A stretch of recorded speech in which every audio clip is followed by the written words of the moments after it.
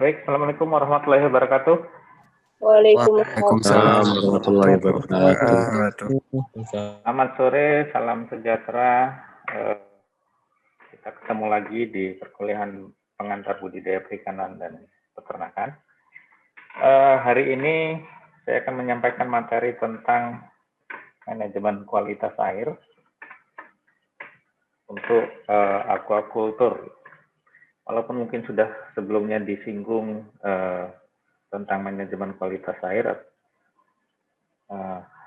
hari ini kita akan mengupasnya lebih mendalam lagi. Nah, kenapa manajemen kualitas air ini penting untuk budidaya perikanan? Karena air ini adalah kunci keberhasilan dari proses budidaya. Ataupun air menjadi penyebab kegagalan budidaya. Nah, kenapa dia menjadi kunci? Karena ikan yang kita pelihara itu hidupnya ada di air, kemudian segala aktivitasnya juga dilakukan di air. Dia makan di air, dia membuang kotoran di air, dia bernafas di air, membuang nafasnya pun di air. Sehingga air ini harus memenuhi persyaratan untuk si ikan ini hidup, supaya proses budidayanya bisa berhasil. Ketika terjadi perubahan dalam air, maka budidaya bisa mengalami kegagalan. Dampak yang lain pun cukup banyak. Walaupun secara spesifik air ini bukan menjadi komponen biaya produksi yang terbesar, tapi dia memegang peranan dalam keberhasilan dari proses budidaya.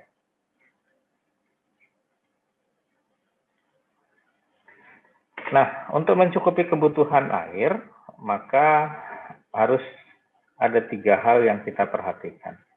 Yang pertama adalah sumber airnya itu dari mana, kemudian kuantitasnya harus mencukupi, dan kualitasnya harus terpenuhi. Sumber air itu kita bisa peroleh dari berbagai macam sumber. Sebelumnya sudah disampaikan bahwa air untuk budidaya ikan ini dibagi menjadi 3 kelompok: air tawar, air laut, dan air payau. Nah, berdasarkan sumbernya, maka air ini bisa dibedakan menjadi 2 jenis, yaitu air permukaan dan air tanah. Yang dimaksud air permukaan itu apa? Air permukaan adalah air yang sudah ada di permukaan. Contohnya adalah air sungai, danau, waduk, rawa, dan laut. Ini adalah air-air permukaan. Sedangkan air tanah itu adalah air yang diambil dari kedalaman tertentu. Apakah melalui sumur biasa, atau dari mata air, atau juga dengan pengeboran. Nah, 2 sumber air ini memiliki kelebihan dan kekurangan masing-masing. Pada air permukaan misalnya, maka biasanya jumlahnya itu cukup banyak, tetapi kadang kualitasnya dia dipengaruhi oleh lingkungan. Ada pengaruh pencemaran, pengaruh aktivitas manusia, dan sebagainya. Kemudian kalau air tanah, ini jumlahnya terbatas, dan kadang kualitasnya juga tidak memenuhi untuk budidaya ikan, sehingga membutuhkan perlakuan-perlakuan khusus supaya ikan air tanah ini bisa digunakan untuk budidaya ikan. Nah, ini contohnya air permukaan. Air permukaan itu dibagi menjadi 2. Ada yang perairan tergenang, itu disebut perairan lentik, dan ada perairan yang mengalir, itu disebut perairan lotik. Yang mengalir berarti dia ada aliran, yang tergenang itu ada aliran tapi biasanya tidak kuat. Gitu. Nah, untuk beberapa jenis air, terutama untuk air laut, maka persyaratan untuk budidaya itu tergantung dari jenis biotanya. Apakah dia hidup di air payau, di air laut, ataupun di air tawar. Tidak semua atau bahkan mungkin ikan yang dipelihara itu hidup pada habitat tertentu. Yang di air payau mungkin bisa dibudidayakan di air laut, atau yang air laut bisa air payau, tapi kalau yang air tawar biasanya tidak bisa dipelihara di air payau ataupun air laut. Karena kemampuan beradaptasi dengan airnya itu berbeda. Nah, kemudian yang air tanah ini biasanya dari sumur atau di bawah. Biasanya kekurangannya kandungan oksigennya rendah, kemudian kandungan karbon dioksidanya tinggi. Sehingga biasanya air tanah itu tidak bisa digunakan langsung. Lalu bagaimana dengan air pump misalnya? Ini termasuk dalam kategori apa? Apakah air tanah atau air permukaan? Tergantung pump itu mengambil sumbernya dari mana. Kalau dia dari sungai, maka dia termasuk ke dalam golongan atau kategori air permukaan. Nah, tetapi biasanya kalau air pump ini ada tambahan khusus. Biasanya dia diberi perlakuan favorit untuk menjernihkan airnya.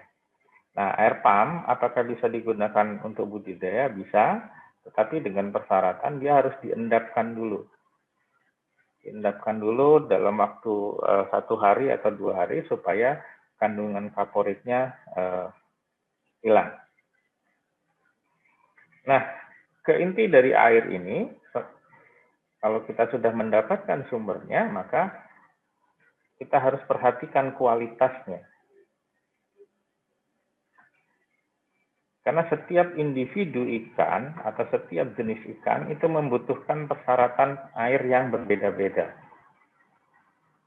Kalau kita melihara lele misalnya, bahkan yang paling ekstrim pun ada yang bilang lele itu di septic tank pun bisa hidup. Artinya apa? Ikan lele itu tidak membutuhkan kualitas air yang tinggi. Tapi kalau ikan misalnya ikan koi, airnya keruh sedikit, dia sudah bisa terkena penyakit dan sebagainya. Jadi setiap jenis itu membutuhkan kualitas air yang berbeda-beda. Nah, kualitas air itu apa sih? Kualitas air itu adalah standar dari air untuk parameter tertentu yang harus dipenuhi. Nah, dalam aquaculture, dalam perikanan, ada beberapa parameter yang penting. Di sini ada suhu atau temperatur air, kemudian oksigen terlarut, kemudian pH, kemudian alkalinitas dan kesadahan atau kekerasan air. Ini untuk biota di air payau ini sangat penting. Kemudian amonia dan nitrit. Sebenarnya parameter kualitas air masih banyak lagi, tapi ini inti yang penting untuk diperhatikan. Ada beberapa parameter lain seperti karbon dioksida, klorida, dan salinitas.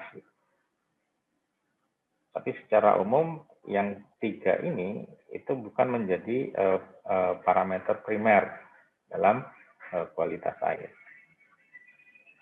Khusus untuk air laut, parameter alkalinitas dan kesadahan ini stabil. Karena air laut itu memiliki sistem buffer. Dia bisa menjaga pH-nya itu tidak fluktuatif, tidak berubah dari asam menjadi basa atau dari basa menjadi asam. Air laut memiliki kecenderungan untuk mempertahankan pH-nya biasanya di sekitar 7 sampai 8. Sehingga air laut ini memiliki kemampuan buffering.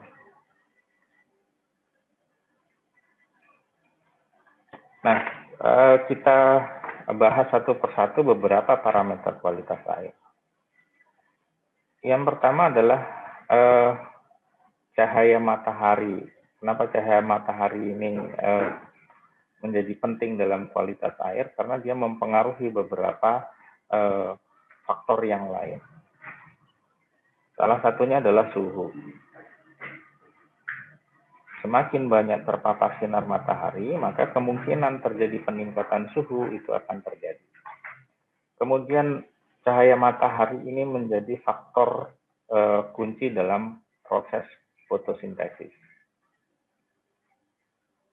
Nah, fotosintesis ini akan menghasilkan oksigen, kemudian juga menghasilkan bahan organik yang bisa dimanfaatkan oleh ikan.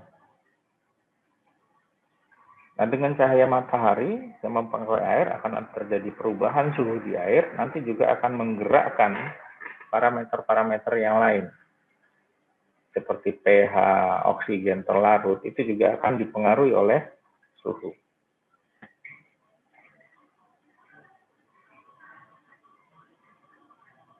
Nah,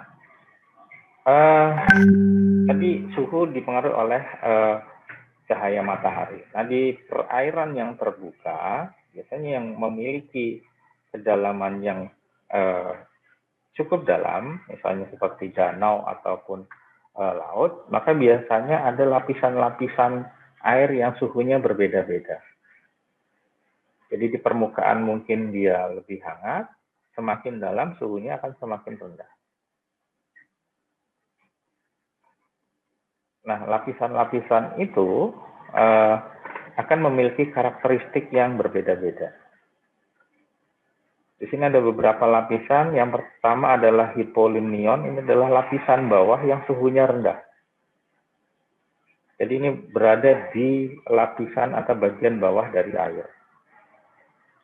Jadi kalau Anda berenang di laut, itu kalau berenang di permukaan airnya hangat, itu adalah lapisan epilimnion. Ini di bagian atas.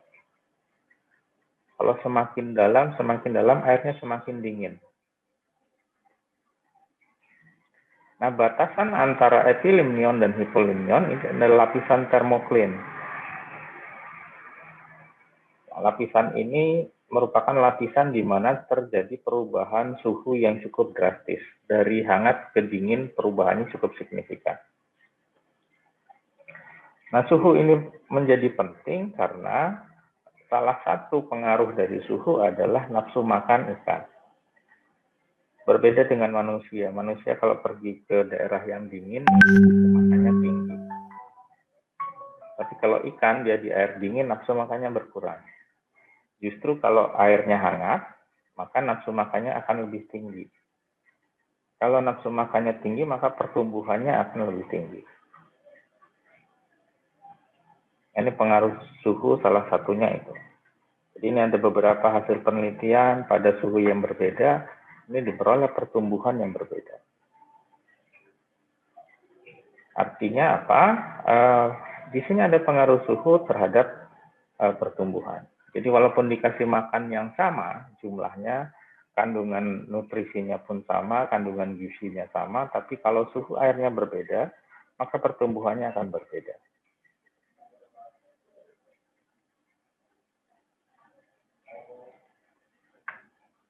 Selanjutnya, kecerahan. Apa sih yang dimaksud kecerahan? Kecerahan ini adalah seberapa dalam sinar matahari bisa masuk ke air. Atau bahasa gampangnya, sedalam apa kita bisa melihat ke dalam air. Nah, kecerahan ini akan mempengaruhi penetrasi cahaya ke dalam air. Semakin cerah air, maka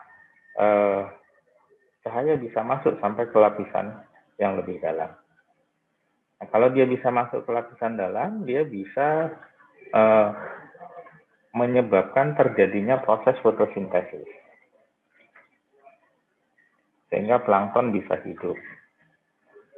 Nah, beberapa jenis plankton ini bisa memberikan warna yang berbeda-beda. Ada merah, kuning, hijau, biru, coklat, dan sebagainya.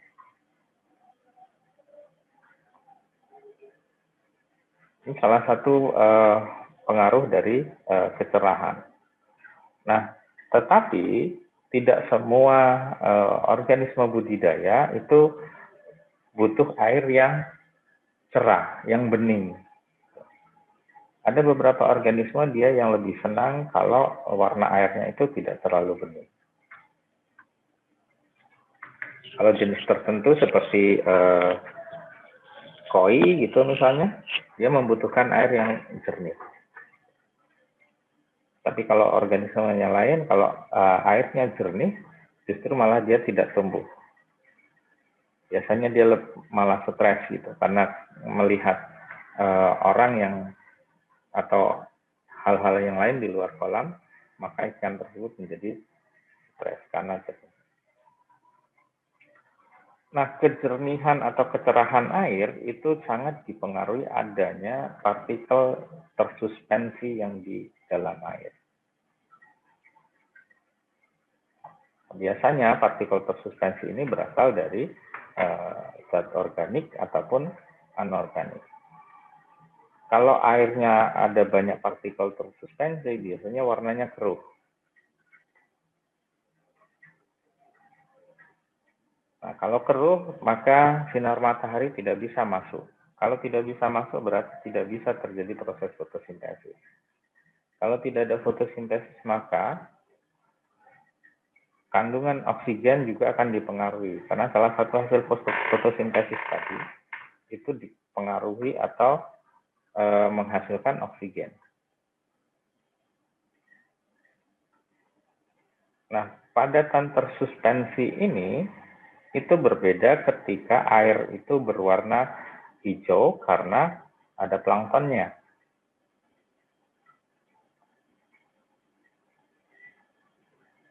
Atau kalau dia berwarna hijau tapi karena lumut. Hijau karena plankton atau lumut itu bukan partikel tersuspensi.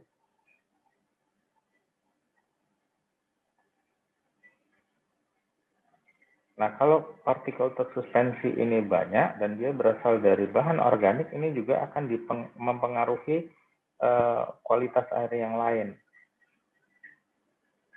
Salah satunya pH, kemudian suhu, kemudian oksigen terlarut. Itu akan dipengaruhi oleh muatan padatan tersuspensi.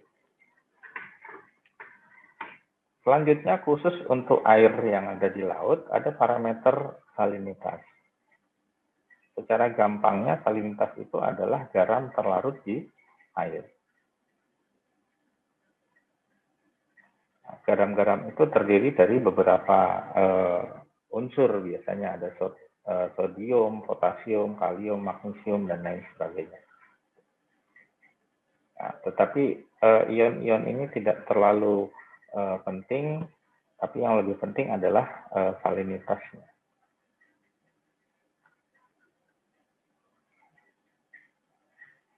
Kemudian parameter yang cukup menjadi kunci yang lain, ini adalah parameter kimia, yaitu pH.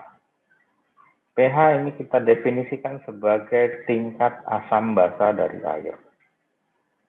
Biasanya kisarannya dari 0 sampai 14. Yang ke-7, maka pH-nya disebut netral, lebih rendah dari 7 sampai ke 0 itu asam, 7 sampai ke 14 itu dikatakan basa.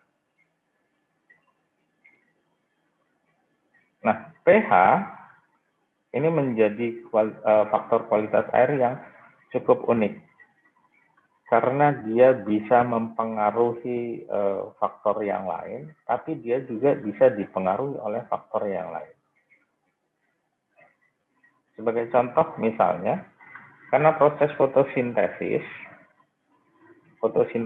itu dia mengubah karbon dioksida kemudian menjadi karbohidrat, maka ketika karbon dioksida itu diambil dari air, maka pH-nya akan berubah. Nah, kira-kira menjadi asam atau basa kalau CO2-nya diambil. Tapi ketika malam hari, proses fotosintesis itu tidak terjadi, yang terjadi hanya respirasi, maka karbon dioksida itu akan bertambah di dalam air.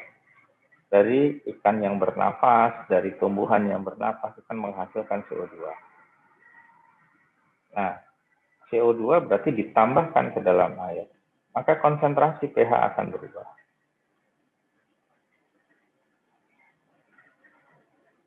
Kemudian pH juga yang berubah itu akan menggerakkan reaksi yang lain, sehingga mempengaruhi faktor yang lain. pH nantinya bisa menentukan jumlah kandungan nutrien, kandungan bahan-bahan yang sifatnya beracun, dan sebagainya. pH ini menjadi faktor kunci. Lalu bagaimana kalau kita budidaya misalnya pH-nya rendah, apa yang harus kita lakukan? Bagaimana kalau pH-nya tinggi atau pH-nya naik, apa yang harus kita lakukan? Itu nanti berkaitan dengan manajemennya.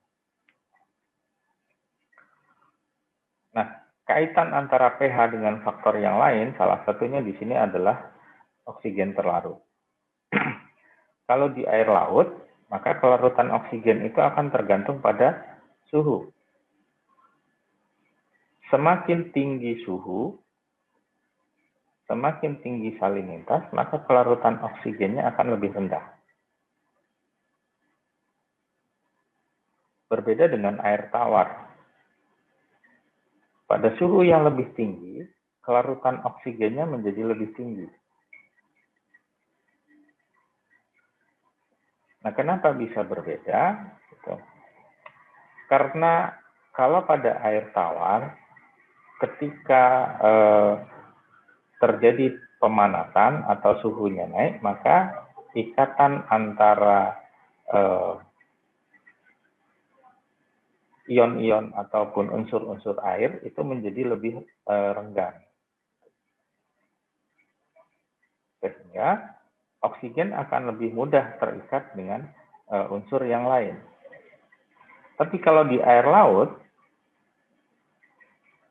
ketika suhunya naik dan salinitasnya naik, maka oksigen itu tidak bisa terikat. Kenapa?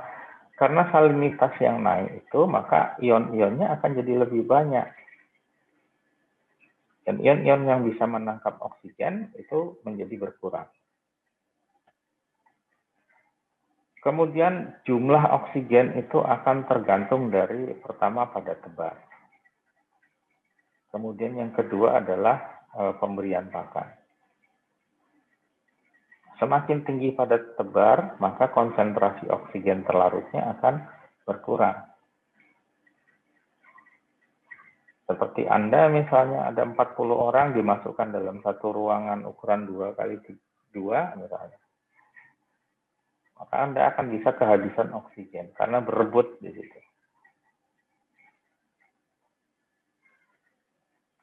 Kemudian pemberian pakan. Kenapa pemberian pakan itu bisa menurunkan konsentrasi oksigen? Yang pertama, kalau pemberian pakan itu cukup baik jumlahnya, maka tingkat metabolisme ikan itu akan semakin tinggi. Nah, kalau metabolismenya tinggi, maka aktivitas ikan juga akan menjadi lebih banyak. Ketika dia banyak beraktivitas, maka kebutuhan oksigen itu menjadi lebih besar, sehingga mengurangi kelarutan yang ada di dalam air.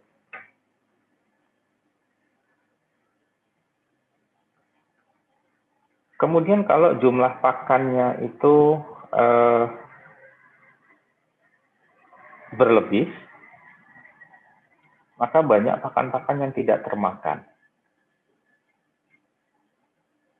Pakan yang tidak termakan itu akan menimbulkan masalah baru berupa banyaknya bahan pencemar, berupa pakan yang tidak termakan tadi. Nah, pakan yang tidak termakan itu akan diuraikan oleh bakteri. Ketika bakteri menguraikan pakan yang tidak termakan tadi, dia juga membutuhkan oksigen. Sehingga oksigennya akan berkurang.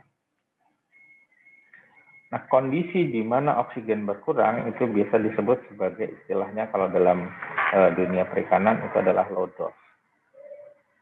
Low dissolved oxygen. Ini adalah kondisi di mana oksigen itu rendah.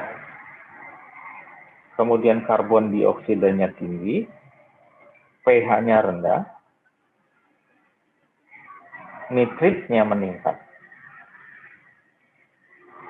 Nah, kondisi lodos ini adalah kondisi yang sangat kritis. Kalau lebih rendah dari lodos ini, sudah dipastikan ikan akan mati. Nah, pada kondisi lodos ini pun, itu bisa memicu terjadinya masalah yang lain.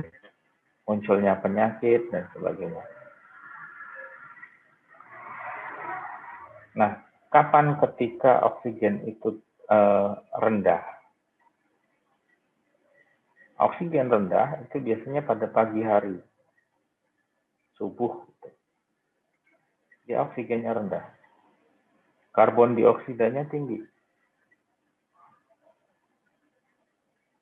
Pada kondisi ini pH-nya menurun. Kemudian nitritnya meningkat. Nah, nitrit ini adalah senyawa yang sifatnya beracun untuk ikan. Ketika dia meningkat dan kondisi O2 rendah, ikan lebih mudah mati.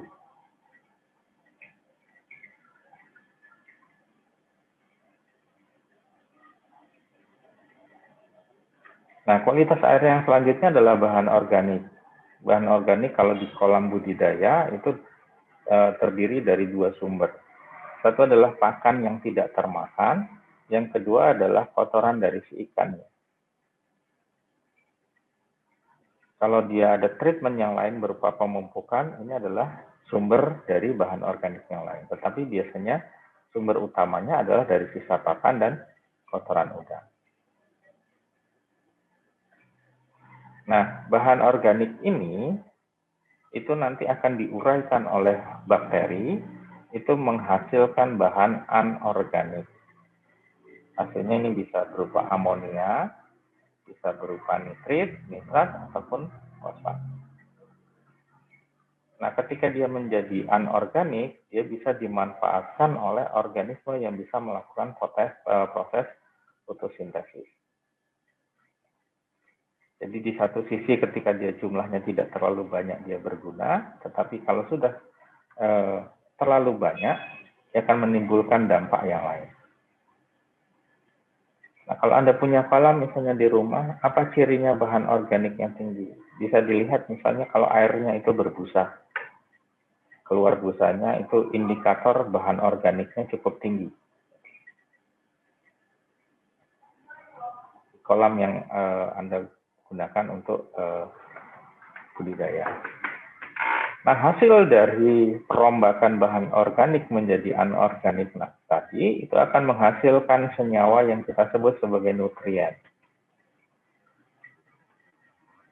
Nutrien untuk siapa? Untuk organisme yang berfotosintesis, bisa fitoplankton, bisa juga tumbuhan air. Nah, nutrien yang dominan yang dibutuhkan dalam jumlah besar itu adalah nitrogen dan fosfor. Nitrogen ini jenisnya bisa bermacam-macam. Ada dalam bentuk amonia, ada dalam bentuk nitrat, ada dalam bentuk nitrit, ataupun dalam bentuk yang lain. Kemudian fosfat juga bentuknya bisa bermacam-macam. Tapi dua senyawa ini atau dua unsur ini ya yang menjadi komponen atau nutrien utama di air. Sumber untuk organisme yang bisa berfotosintesis. Nah, nutrien dalam hal ini N itu akan mengalami siklus di dalam air. Jadi sumber utamanya itu ada dari pakan yang tidak termakan, ada juga yang berasal dari feses atau kotoran ikan. Nah, sumber kedua tadi itu merupakan bahan organik. Jadi bentuknya bahan organik masih berupa karbohidrat, masih berupa protein dan sebagainya. Kemudian akan diuraikan oleh bakteri menjadi senyawa sederhana. Di sini ada amonium NH4 dan amonia NH3. Nah, kalau banyak NH3 yang dihasilkan, NH3 ini sifatnya dia beracun terhadap ikan. Jadi ikan bisa mati. Nah, supaya tidak mati bagaimana? NH3 ini harus dirubah menjadi nitrit. Ini juga membutuhkan bakteri. Nitrit ini juga sifatnya dia lebih beracun, maka kemudian dia harus dirubah lagi menjadi nitrat. Nah, nitrat ini yang biasa dimanfaatkan atau dipakai oleh organisme yang berfotosintesis, bisa berupa fitoplankton ataupun tumbuhan air tadi untuk tumbuhnya. Nah, proses dari bahan organik menjadi nitrat itu adalah prosesnya disebut sebagai proses nitrifikasi. Kemudian dari nitrat menjadi bentuk gas, ini disebut sebagai proses denitrifikasi. Kemudian N dalam bentuk gas yang diambil oleh organisme itu disebut sebagai fiksasi. Kemudian dari organisme yang mati akan dirubah menjadi amonia ataupun amonium, itu disebut sebagai proses mineralisasi. Jadi N ini mengalami siklus di dalam air, bentuknya berubah-ubah tergantung dari kondisi ataupun reaksi yang menggerakkan. Nah, berkaitan dengan kualitas air tadi, maka ada 5 syarat utama kualitas air yang harus terpenuhi ketika kita membudidayakan ikan. Yang pertama, kualitas airnya itu harus stabil. Jadi suhu, DO, pH, dan sebagainya itu tidak boleh berfluktuasi, tidak boleh berubah-ubah dalam rentang yang terlalu tinggi. Dia harus dalam jumlah ataupun konsentrasi yang stabil. Yang kedua, air kolam kita itu harus rendah amonia dan nitrit. Karena amonia dan nitrit ini yang beracun. Yang ketiga, air untuk budidaya kita harus bersih secara kimia. Tidak boleh ada bahan pencemar dan sebagainya. Kemudian faktor yang lain seperti pH, kesadahan, itu harus sesuai untuk kebutuhan ikan. Dan yang terakhir adalah rendah bahan organik. Nah, kelima syarat ini jika terpenuhi, maka bisa dipastikan ikan kita akan sehat. Ikan kita akan tumbuh dengan baik. Kalau salah satu saja berubah, maka akan terjadi gangguan terhadap ikan yang kita pelihara. Apakah ikannya sakit dan sebagainya. Nah, bagaimana untuk bisa menjaga kualitas air itu bisa tetap stabil? Kemudian yang kedua, dia bisa terpenuhi persyaratannya. Kemudian kalau kualitasnya belum terpenuhi, bagaimana cara meningkatkannya? Nah, ini menjadi faktor kunci dalam ketika kita bicara budidaya itu sebagai sebuah bisnis. Jadi walaupun air itu biasanya bukan bagian terbesar dari biaya produksi, tapi untuk menjaganya, mengelolanya itu membutuhkan biaya yang lebih tinggi jika air itu tidak terpenuhi secara kualitas. Maka supaya tidak menyebabkan adanya peningkatan biaya dalam investasi misalnya, maka kita harus perhatikan beberapa aspek. Yang pertama, pemilihan lokasi. Jadi pemilihan lokasi ini sedapat mungkin itu bisa mendapatkan air yang kualitasnya bagus, kuantitasnya tercukupi. Kalau lokasinya tidak strategis, maka kita butuh biaya tambahan lain untuk mendapatkan air, misalnya untuk pengadaan pompa air dan sebagainya. Pompa air itu butuh bahan bakar, belum tenaga kerja yang menjaganya dan sebagainya, maka biaya investasinya akan bertambah. Kemudian kedekatan dengan sumber air yang berkualitas. Dekat sumber air pun belum cukup, tapi harus yang berkualitas. Kemudian ketersediaan infrastruktur. Jadi untuk mengalirkan air ke kolam kita harus ada infrastrukturnya. Apakah itu berupa saluran irigasi, kalau dia butuh pompa harus tersedia, dan sebagainya. Lalu hubungan dengan tempat budidaya yang lain. Karena ini juga penting. Budidaya ikan itu pasti akan menghasilkan limbah. Kalau posisi kita ada di bawah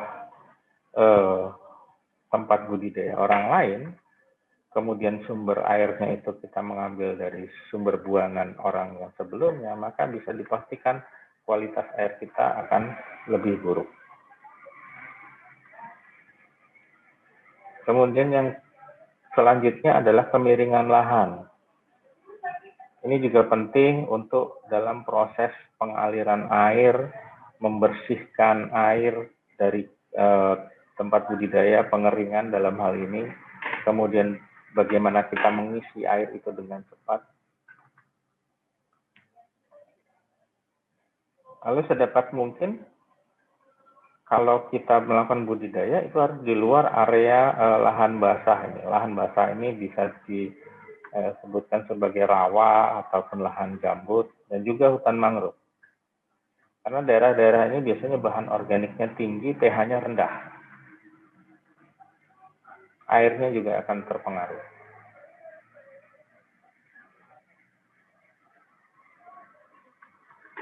Nah, faktor yang lain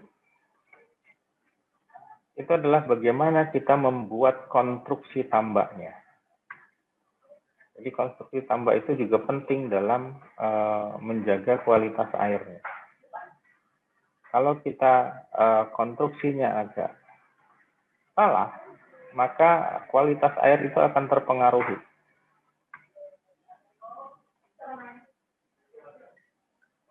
Kemudian settingan kolamnya, kita harus pisahkan itu air buangan dengan air masuknya. Jangan dibuat misalnya ini sumber airnya masuk dari kolam yang pertama, dialirkan ke kolam kedua, dialirkan ke kolam ketiga, dan seterusnya. Maka ini akan berpengaruh terhadap kualitas air. Jadi harus dipisahkan masukan airnya dan pembuangan. Karena kalau airnya sudah buruk kualitasnya, bisa dipastikan akan ada kegagalan dalam budidaya. Kalau ada kegagalan berarti ada kerugian investasi di situ. Jadi secara bisnis pasti akan merugikan. Kemudian selain hal-hal tadi, ada juga upaya lain untuk menjaga kualitas air itu dengan menggunakan kolam tambahan atau kolam perlakuan terhadap air. Sebelum air masuk ke kolam kita, mungkin bisa kita berikan perlakuan tambahan. Jadi sebelum masuk mungkin tadi kalau contohnya layoutnya seperti ini. Jadi sebelum masuk mungkin di saluran sebelum kolam ini bisa kita buat sebagai bentuk kolam lain yang berfungsi untuk menjaga atau merekayasa supaya air ini kualitasnya bagus. Jadi bisa ditumbuhkan alga di situ untuk mengurangi bahan-bahan organiknya, bisa digunakan sebagai budidaya kerang, ini untuk mengurangi partikel tersuspensinya, atau untuk budidaya tanaman terapung lainnya. Kalau dia di lahan gambut atau rawa, bisa kita endapkan terlebih dahulu. Walaupun untuk membuat ini itu ada biaya tambahan, tetapi kita akan mendapatkan kualitas air yang lebih baik. Secara investasi, ini akan memerlukan biaya tambahan, tapi biasanya ini hanya di awal. Karena kolam-kolam pengendapan ini istilahnya, dia tidak membutuhkan biaya perawatan, tapi kita malah bisa mendapatkan hasil di sini. Hasil tambahan, misalnya berupa alga, tambahan produksi kerang, ataupun tanaman air yang lain. Jadi dalam pemeliharaannya dia biasanya tidak membutuhkan biaya perawatan atau biaya operasional yang tinggi. Kemudian cara kedua adalah kita mengelola atau menjaga kualitas air. Ini saya ambil contoh kasus untuk budidaya udang. Jadi dalam budidaya udang, itu syarat untuk budidaya, ini kualitas airnya harus seperti ini. Suhunya itu harus antara 26 sampai 30. Salinitasnya antara 15 sampai 32 dan seterusnya. Nah, kenapa kita harus kelola? Supaya air ini bisa terjaga kualitasnya. Kalau airnya terjaga, udangnya itu tidak stres, kemudian udangnya sehat. Udang sehat itu akan menghasilkan pertumbuhan yang baik, sehingga waktu untuk budidaya jadi lebih singkat. Nah, untuk budidaya udang, apa yang dilakukan? Yang pertama kaitannya dengan oksigen. Oksigen itu bisa kita tambahkan itu dengan meningkatkan proses fotosintesis. Ini dengan tanaman air juga bisa, dengan fitoplankton juga bisa. Atau dengan proses difusi langsung dari udara. Atau dengan adanya riak-riak di kolam. Bisa juga dengan aerasi secara mekanis. Atau bisa juga dilakukan dengan pergantian air.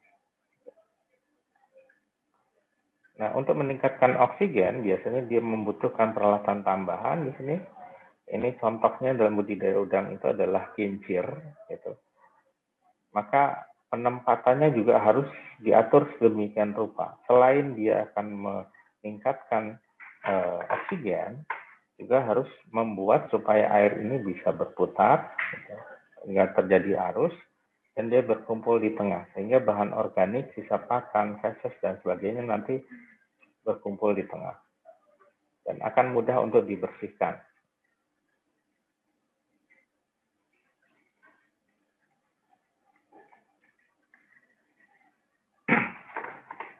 Kemudian pH. pH ini biasanya dilakukan treatment sebelum budidaya udang itu dilakukan. Kolam air, kolam tanah itu biasanya pH-nya rendah. Dan kalau pH rendah, maka yang dilakukan adalah harus meningkatkan pH-nya. Bagaimana meningkatkan pH? Itu dengan pemberian kapur atau pengapuran.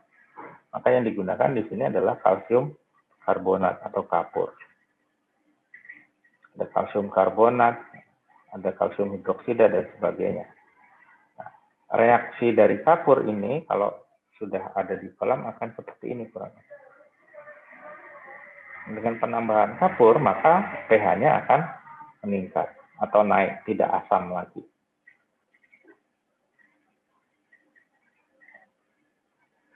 Lalu bagaimana dengan nitrogen? Tadi disebutkan nitrogen itu sumbernya adalah dari sisa pakan yang tidak dimakan ataupun dari kotorannya, dari fesesnya. Jadi bagaimana supaya pakan itu tidak banyak tersisa, kemudian dari fesesnya itu bisa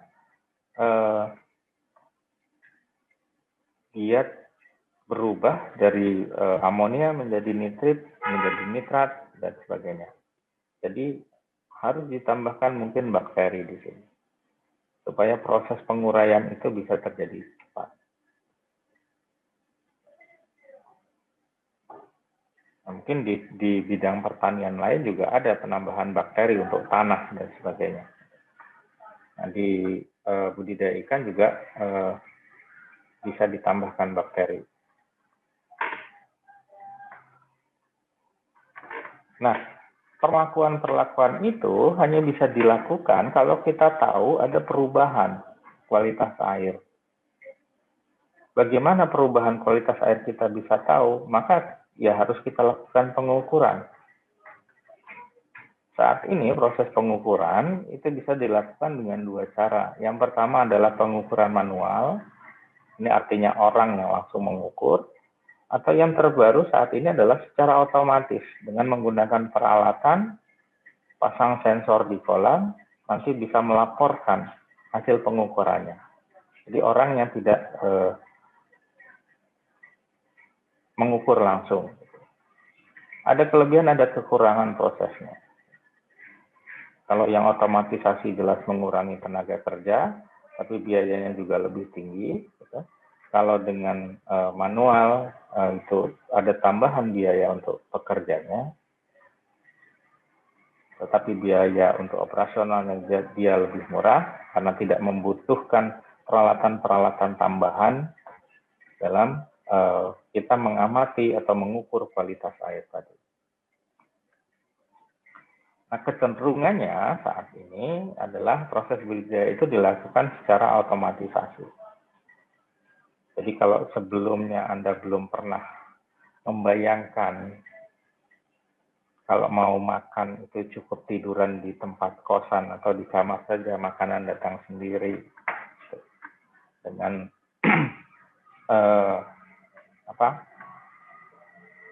GoFood dan sebagainya, gitu kan sebelumnya. Maka di dalam dunia perikanan juga hal semacam ini berkembang. Jadi tidak menutup kemungkinan dan tidak terlewatkan juga bidang perikanan itu juga masuk dalam era disruptif teknologi yang bisa dikendalikan semuanya dari tangan. Apakah Anda pernah membayangkan ketika makan di seafood kemudian dengan HP saja Anda bisa lihat nanti keluar di situ muncul ini data ikan dari mana, cara budidayanya bagaimana, pembudidayanya bagaimana.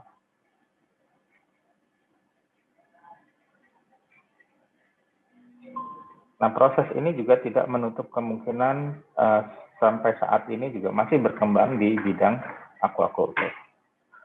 Jadi aquaculture atau budidaya perikanan juga tidak lepas dari pengaruh Internet of Things ini.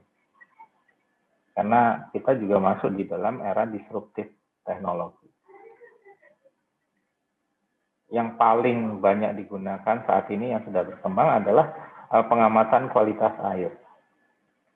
Jadi di kolam dipasang sensor, kemudian bisa dihubungkan dengan handphone, kita bisa tahu suhu di kolam kita berapa, pH-nya berapa, amonianya berapa, nitritnya berapa, pakannya kurang atau tidak. Ini yang sudah berkembang. Jadi ada beberapa teknologi yang berkembang di dalam aquaculture yang juga berkaitan dengan manajemen kualitas air. Ini sebagai contohnya,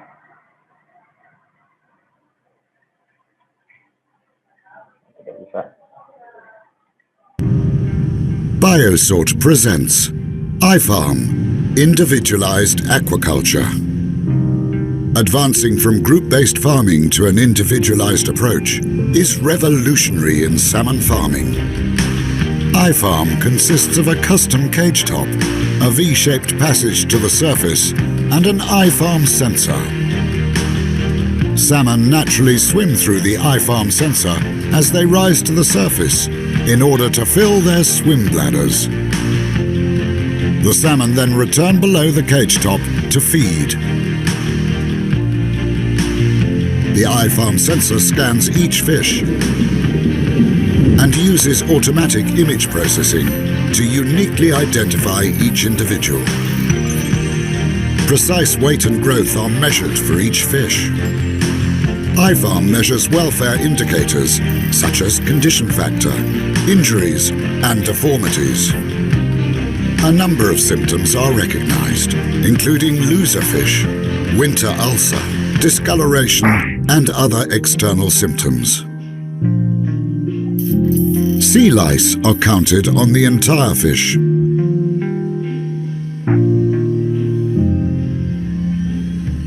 The operator can tell the system to sort individual fish to customized treatment. Sorting and treatment of only the selected salmon is a revolution compared to current group-based treatment.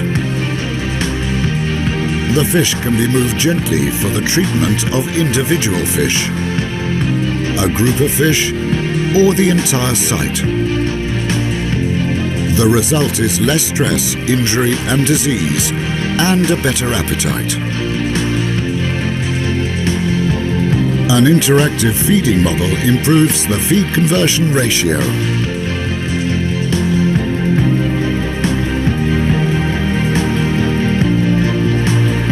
iFarm can sort fish by weight and size. Fish above 5 kilograms can be sorted to a separate cage for processing. A warning system detects if fish are missing and makes immediate action possible. Fish with lice can be sorted out. And treatment is only applied to fish that do have lice. The custom top also... Oke, jadi itu sekedar gambaran saja bahwa saat ini sudah mulai berkembang teknologi budidaya yang memanfaatkan artificial intelligence untuk mendukung proses budidaya. Salah satunya adalah untuk manajemen kualitas air. Ada beberapa teknologi-teknologi lain yang juga berkembang. Ini misalnya ada teknologi percetakan 3 dimensi ini untuk membuat ikan, kemudian mengamati air. Kemudian ada robot untuk proses budidaya, karena yang berkembang saat ini budidaya itu juga budidaya laut yang jauh dari pantai, yang kedalamannya cukup tinggi. Kalau memperkerjakan manusia itu cukup beresiko. Selain robot juga berkembang drone bawa air, kemudian sensor-sensor otomatis, kemudian beberapa teknologi artificial yang lain, termasuk augmented reality, virtual reality, dan dalam bidang bisnis ini yang berkembang ada teknologi blockchain. Jadi kalau dalam ilmu bisnis di prodi Anda, di agrobisnis Anda, belajar tentang rantai pasok dan sebagainya, ada teknologi yang bisa men-trace ikan, melacak ikan, itu dari ikan itu mulai dibudidayakan di kolam sampai ikan itu berada di atas piring siap Anda makan. Jadi datanya akan ada semua, ikan ini diproduksi di mana, siapa memproduksinya, sistem produksinya seperti apa, dan sebagainya. Jadi ini merupakan perkembangan teknologi yang berkembang saat ini. Sayangnya di Indonesia ini belum banyak yang menggunakan teknologi-teknologi seperti ini untuk budidaya ikan. Karena biayanya juga relatif lebih mahal untuk mendapatkan peralatan-peralatan.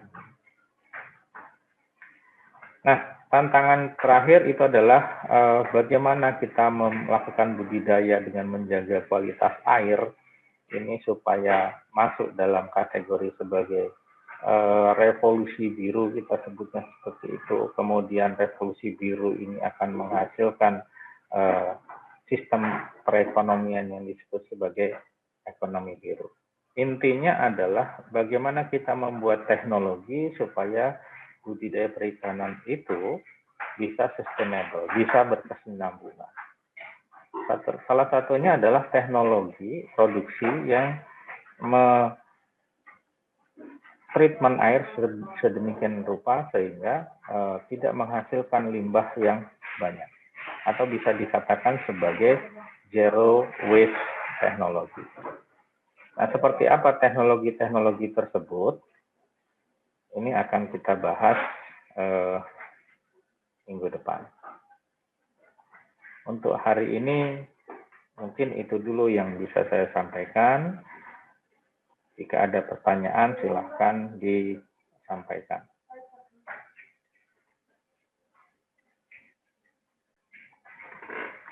Ada yang ingin bertanya? Saya beri kesempatan. Saya persilahkan.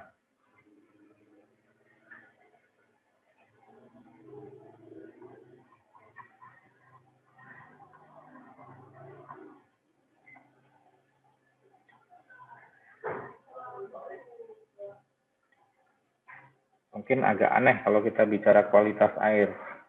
Kalau Anda setiap harinya bicara bisnis-bisnis gitu ya. Secara teknik mungkin agak membingungkan buat Anda, tapi ini memberikan gambaran kepada Anda bahwa salah satu bagian yang harus diperhitungkan dalam sisi bisnisnya adalah kualitas air ini.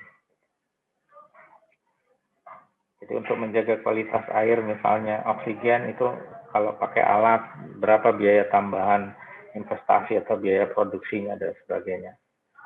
Ini gambaran saja untuk Anda, supaya Anda bisa memiliki pemahaman bahwa ada faktor lain selain biaya produksi untuk pakan, biaya operasional adalah biaya untuk merawat airnya. Seperti Anda yang cewek misalnya, Anda pasti butuh biaya tambahan untuk beli bedak, beli lipstik dan sebagainya gitu. Ini analoginya sama ketika kita membudidayakan ikan, nah itu biaya tambahan untuk menjaga kualitas air ya seperti itu.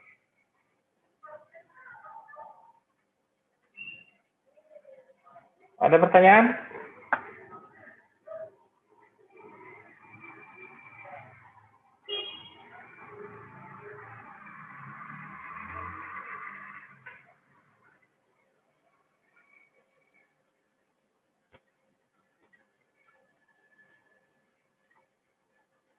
Belum ada? Belum ada, Pak. Belum ada, Pak. Nah, belum ada. Saya yang bingung. Anda sudah mengerti atau malah bingung? Atau tambah bingung gitu. Oke, kalau belum ada mungkin hari ini kita cukup sampai di sini dulu. Kita ketemu lagi minggu depan. Oke, baik. Terima kasih atas kehadirannya. Nanti setelah ini Anda bisa mengisi absensi di Siakadu. Baik, Pak. Oke, terima kasih. Saya akhiri. Assalamualaikum warahmatullahi wabarakatuh. Waalaikumsalam warahmatullahi wabarakatuh. Terima kasih, Pak. Terima kasih, Pak. Sama-sama. Terima kasih, Pak.